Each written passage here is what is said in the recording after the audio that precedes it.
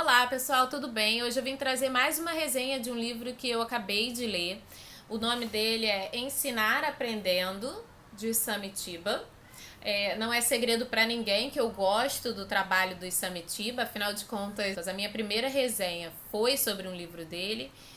E todas as vezes que eu vejo algum título relacionado ao trabalho dele, eu acabo dando prioridade e lendo primeiro. Enfim, vamos à resenha. O livro Ensinar Aprendendo, ele começa fazendo um panorama do que a gente encontra na escola, tanto para professor quanto para alunos. Mas ele na introdução também faz questão de dizer que não é uma leitura fechada, focada apenas para os professores, e sim para todas as pessoas relacionadas com a educação das crianças, ou seja, nós, pais, também estamos inclusos nessa conta. E como fazer essa leitura se eu sou mãe, se eu sou pai, se eu sou o responsável e quero entender melhor como funciona o aprendizado da minha criança? Todas as vezes que ele falar sobre o professor, você vai puxar para você, como a pessoa que está educando, e analisar se você está fazendo um bom trabalho ou se você está tendo dificuldade de passar os seus conhecimentos para sua criança. No primeiro capítulo, ele fala sobre a relação professor-aluno, como ela tem se dado no cotidiano, que existem muitos alunos desestimulados de aprender, de conhecer mais coisas, de mostrar interesse sobre o conhecimento, e isso fica claro dentro da sala de aula quando você chega e os alunos simplesmente não notam a presença dos professores. Em contrapartida, ele fala dos professores que também não estão mais nem aí para tudo aquilo, né? Se os alunos não querem aprender, não é um problema deles, eles já estão formados. E aí o que acontece? Fica aquela aula monótona onde o professor não está interessado em ensinar e nem os alunos interessados em aprender. Uma comparação que ele faz entre a educação e a comida explica bastante o que ele está querendo passar nesse livro, que seria o quê? Você, quando olha uma comida toda feia, você não sente tão atraído para comer, a não ser que você esteja morto de fome, né? E quando você entrega uma comida bonita, mesmo que ela não esteja tão saborosa, você quer experimentar, você sente vontade de experimentar. Então qual é o link que ele faz em relação a isso? É simples. Se o professor entra na sala de aula e dá uma aula repetitiva, que não empolga, que não interessa às outras pessoas, dá uma aula feia, uma aula que ele já está... Todos os anos eu faço a mesma aula, eu faço a mesma coisa, então o mesmo resultado. Tem uma frase que muitos empreendedores usam, que é o seguinte: se você faz as mesmas coisas todos os dias do mesmo jeito, você não vai conseguir um resultado diferente. Você vai conseguir o mesmo resultado.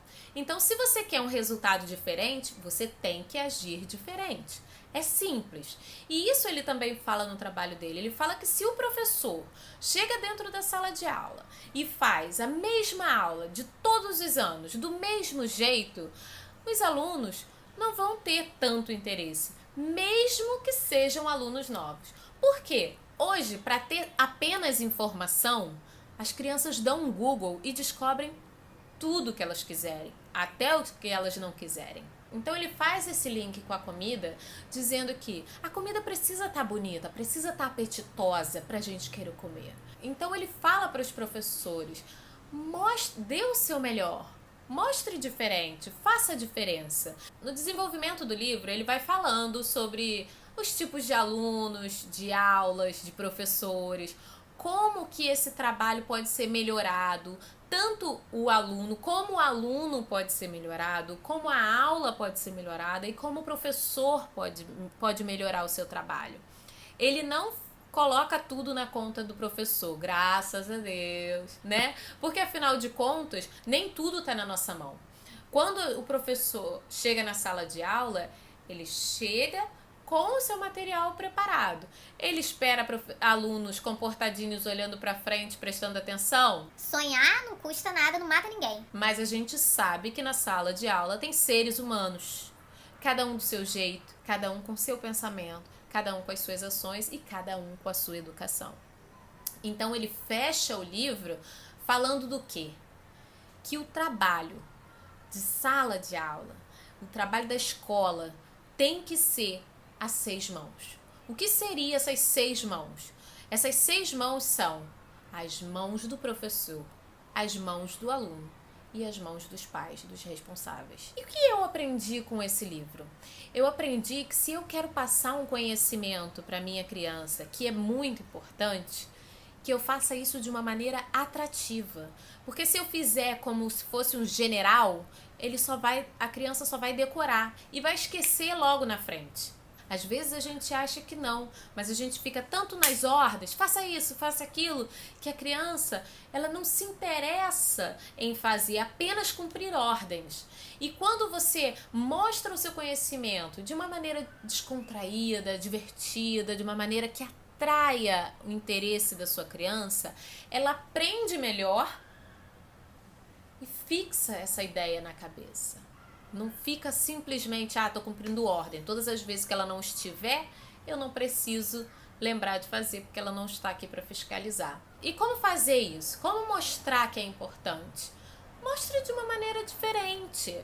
Mostre por que aquilo ali é importante. Mostre as consequências de não fazer aquilo. Então é isso, pessoal. Muito obrigada por assistir aos meus vídeos. Não esqueça de se inscrever para não perder os próximos. E até a próxima.